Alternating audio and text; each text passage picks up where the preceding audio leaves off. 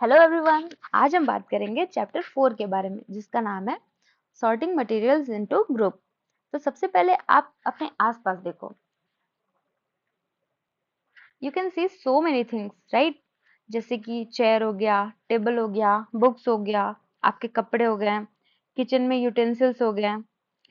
तो क्या आपने कभी सोचा है कि ये सारी चीजें सेम मटेरियल से तो नहीं बनी होती हैं? इन सब के मटेरियल्स डिफरेंट होते हैं और उन मटेरियल्स की अपनी कुछ प्रॉपर्टीज होती हैं। तो ये जो अलग-अलग चीजें हम देखते हैं ना, ये किसी ना किसी मटेरियल से बनी होती है। मटेरियल्स मतलब कोई भी सब्सटेंस, कोई भी चीज जिसको यूज करके हम कुछ बना सकते हैं। फॉर एग्जाम्पल, पेन को हम प्लास्टिक से बनाते हैं, ठीक है। बुक्स के जो पेजेस होते हैं वो पेपर से बने होते हैं। विंडो के जो शीशे होते हैं वो ग्लास से बने होते हैं। और कुछ कॉमन मटेरियल्स हैं जैसे कि wood, plastic, glass, metal, cloth, paper और भी बहुत सारी चीजें हैं। नेक्स्ट है हमारा why do we need to sort materials. अब सवाल ये आता है कि हमें ये मटेरियल्स को अलग अलग ग्रुप में सॉर्ट करने की क्या जरूरत है। Think about it. अगर सब कुछ एक साथ मिक्स हो जाए तो कितना मुश्किल होगा। So the first reason is, जब हम मटेरियल्स को ग्रुप में डिवाइड करते हैं ना, तो उनकी प्रॉपर्टीज को स्टडी करना इजी हो जाता है। सेकेंडली, अगर सब कुछ सॉर्टेड हो तो हमें कोई भी चीज इजिली मिल जाती है। इमेजिन, अगर आपकी बुक्स और टॉयज सब एक ही जगह पड़े हो तो कितनी प्रॉब्लम होगी। लास्टली, जब चीजें सिस्टमेटिकली ऑर्गेनाइज्ड होती है ना, तो वो देखने में अच्छी लगती हैं और यूज करने में भी कन्वीनियंट हो जाती हैं। नेक्स्ट हमारा है प्रॉपर्टीज ऑफ मटेरियल। मटेरियल्स को सॉर्ट करने के लिए हम उनकी डिफरेंट प्रॉपर्टीज को देखते हैं। सबसे पहली प्रॉपर्टी है उनकी अपीयरेंस, मतलब वो कैसे दिखते हैं।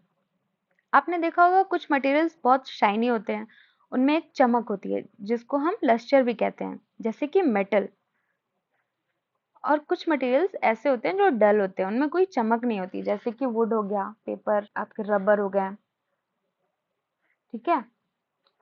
तो ये जो चीजें हैं वो लस्ट्रस मटेरियल है, ये क्या है, नॉन लस्ट्रस मटेरियल है। इनमें शाइन होता है, इनमें शाइन नहीं होता है और ये डल होते हैं। नेक्स्ट है हमारा, नेक्स्ट प्रॉपर्टीज है हार्डनेस। कुछ मटेरियल्स ऐसे होते हैं जिनको आप इजीली प्रेस कर सकते हो, ठीक है। इनको हम सॉफ्ट मटेरियल कहते हैं, जैसे कि आपका कॉटन हो गया, टॉवल हो गया, स्पॉन्ज हो गया। और कुछ मटेरियल्स ऐसे होते हैं जो बहुत हार्ड होते हैं, इनको प्रेस करना बहुत मुश्किल है, जैसे आपका ये डंबल हो गया, स्टोन हो गया। तो ये क्या हो गया, सॉफ्ट मटेरियल, ये क्या हो गया, हार्ड मटेरियल। अब नेक्स्ट है हमारा, नेक्स्ट प्रॉपर्टीज क्या है, सॉल्युबिलिटी। अब हम बात करेंगे सॉल्युबिलिटी की। जब आप कुछ चीजों को पानी में डालते हो तो क्या होती है, वो कंप्लीटली मिक्स हो जाती है। इनको हम सॉल्युबल सब्सटेंस कहते हैं, जैसे शुगर एंड सॉल्ट। जब इसको हम पानी में डिसॉल्व करेंगे तो क्या होगा, ये डिसॉल्व हो जाएगा, ठीक है। और दूसरी तरफ हम क्या देखते हैं, कुछ चीजें ऐसी होती हैं जो पानी में मिक्स नहीं होती हैं, वो अलग से ही दिखती हैं। इनको इनसॉल्युबल सब्सटेंस कहते हैं, जैसे कि सैंड या सॉइल। जब हम एक ग्लास पानी में ये सैंड मिक्स किया तो क्या हुआ, सैंड जो है वो सेटल डाउन हो गया। इसी तरीके से जब ऑयल को हम इसमें मिक्स करेंगे वाटर में तो क्या होगा, ऑयल जो है लेयर बना लेता है, मतलब ये पानी में सॉल्युबल नहीं है, ठीक है। नेक्स्ट, अब एक और इम्पॉर्टेंट प्रॉपर्टी है, क्या है वो, ट्रांसपेरेंसी। कुछ मटेरियल्स ऐसे होते हैं जिनके थ्रू आप क्लियरली देख सकते हो, जैसे कि क्रिस्टल क्लियर वाटर हो गया, क्लीन ग्लास हो गया, ठीक है।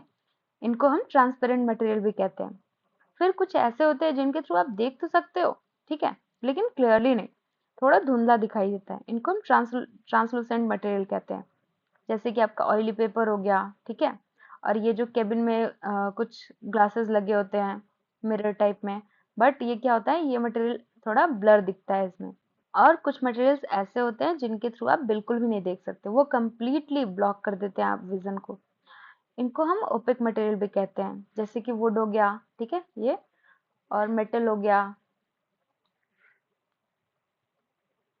तो अब हम मटेरियल्स को ग्रुप में कैसे डिवाइड करते हैं, हम उनकी सिमिलैरिटीज और डिफरेंस देखते हैं। अगर कुछ मटेरियल्स की प्रॉपर्टीज सेम है तो हम उनको एक ग्रुप में रख देते हैं, जैसे कि अगर सब शाइनी है तो हम उसको एक ग्रुप में रख देंगे, और अगर उनकी प्रॉपर्टीज डिफरेंट है तो वो अलग अलग ग्रुप में चले जाते हैं।